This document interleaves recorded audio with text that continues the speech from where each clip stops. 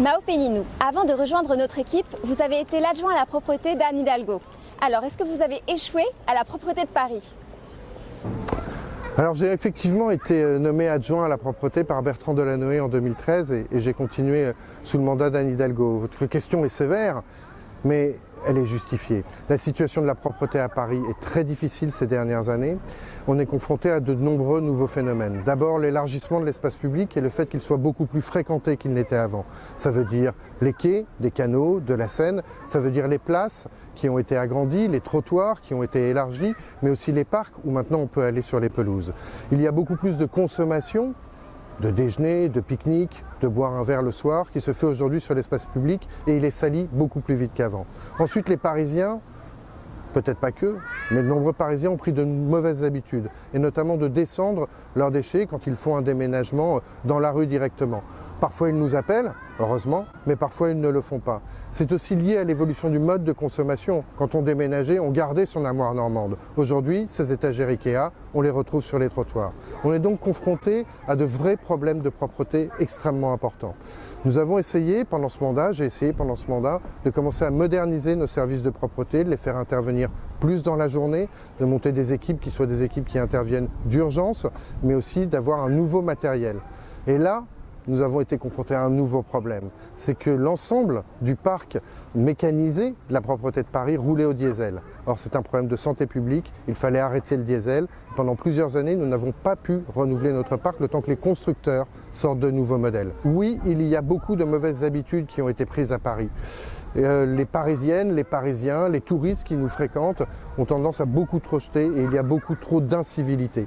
Il faut donc reprendre les choses en main, sans doute fidéliser nos éboueurs sur certains quartiers, sur certaines rues pour qu'ils soient connus, les faire plus rencontrer les élèves dans les écoles parce qu'on respecte ce que l'on connaît.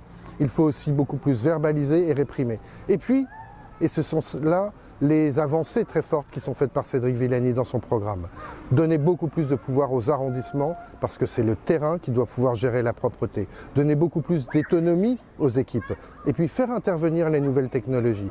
Grâce à des caméras qui seront fixées sur l'ensemble des véhicules de la ville, on pourra repérer extrêmement vite les endroits qui sont souillés. Parce que si Paris est sale, c'est parce que Paris est sali extrêmement vite. En l'espace de quelques heures, parfois quelques demi-heures, un trottoir qui avait été nettoyé se retrouve à nouveau sale.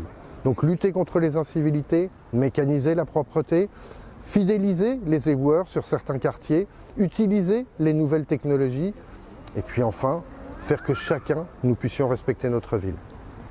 Et ça, ce sont des avancées nouvelles qu'apportera Cédric Villani et que vous n'avez pas pu faire sous Anne Hidalgo ?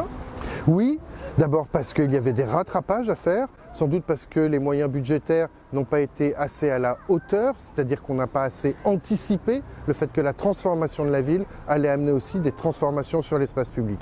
Un des enjeux de demain, par exemple, la ville va être beaucoup plus végétalisée. C'est indispensable pour lutter contre le réchauffement climatique. Mais beaucoup plus végétalisée, c'est aussi beaucoup plus difficile à nettoyer. Il ne suffit pas d'un balai à ce moment-là pour pouvoir nettoyer. C'est donc concevoir l'espace public dans son ensemble. C'est ce que propose Cédric Villani en fusionnant l'ensemble des directions qui interviennent sur notre espace public. La propreté, mais aussi la sécurité, mais aussi la voirie, mais aussi les parcs et jardins. Parce qu'un trottoir où les trous ne sont pas rebouchés, c'est aussi un trottoir plus difficile à nettoyer. Et plus particulièrement dans le 5e arrondissement, qu'est-ce que vous pouvez faire pour la propreté ? D'abord, l'arrondissement doit retrouver son autonomie en matière de propreté. Elle est beaucoup dirigée au niveau de l'hôtel de ville aujourd'hui, mais y compris sur le terrain, nous avons la même direction, la même section qui rejoint les 5e et 6e arrondissements. Il faut pouvoir se mobiliser sur notre arrondissement en particulier. Il faut des équipes qui puissent intervenir à n'importe quel moment dans la journée, mais surtout ce que je veux, ce sont des éboueurs qui seront sur chacun des micro-quartiers du 5e arrondissement, qui puissent en connaître les gardiens d'immeubles, qui puissent en connaître les commerçants, qui puissent savoir à quelle heure exactement il faut intervenir pour être le plus efficace possible. Et puis nous avons la question des quais. Demain, le lien entre l'arrondissement et les quais sur la Seine sera beaucoup plus fort.